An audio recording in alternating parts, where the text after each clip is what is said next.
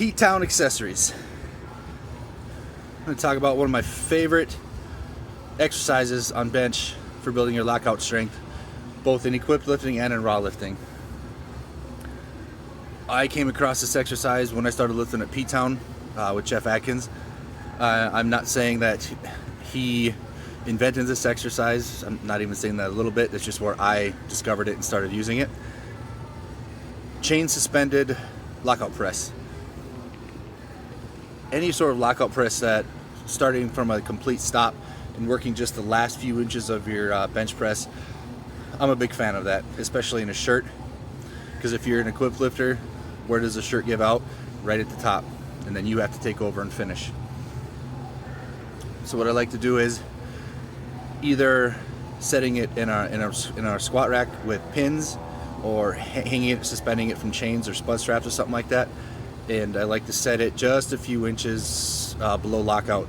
You're not moving it a whole big distance, but it's just enough to emphasize that last little bit where your shirt gives out and you take over. I like to do these with straight weight, with chains, with bands, doing it flat bench, incline, overhead. I like to rotate these. This is one of my favorite movements right after my initial lift. So right after dead bench, I went right into these. Just building that strength of just overcoming that initial just dead stop of the weight. Just starting from a dead stop, just overcoming that initial stop is what really teaches you to grind through, learn how to strain. And this has single-handedly had the biggest carryover in my shirted bench press by far. Like, it's probably put 100 pounds on my bench, because as long as you can get the shirt to lockout, it's all on you to finish it out. So it may not look like you're doing a whole lot of work. You're only pushing it a couple inches, so if people see you doing it, they might think, why are you doing that? It looks so stupid. But equipped lifters especially, it's an amazing tool for lockout, and there's so many different ways you can do it. Like I said, you can suspend it from chains. You can start dead stop pins in a rack, bands, chains, straight weight, close grip. I kind of like doing these close grip.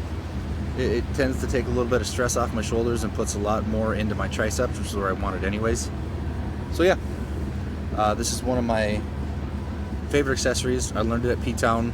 They did not create this, but it's where I learned it.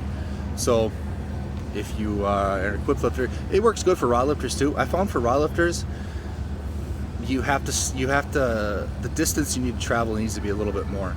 Like it can't be just that last little bit of lockout, because I feel like if you've gotten to that point already, if your speed hasn't gotten you to that point, you're probably not going to lock it out the rest of the way. I feel like you have to start a little bit lower, not exactly mid-range off your chest, but definitely more than just a couple inches. So yeah, for raw lifters, I definitely have people do a little more bar travel, but equipped lifters, it's just those last few inches. So give it a try. I like to rotate. First week is flat, second week is incline, third week is overhead, and then I'll switch. There's so many different ways to rotate this and put variations into it.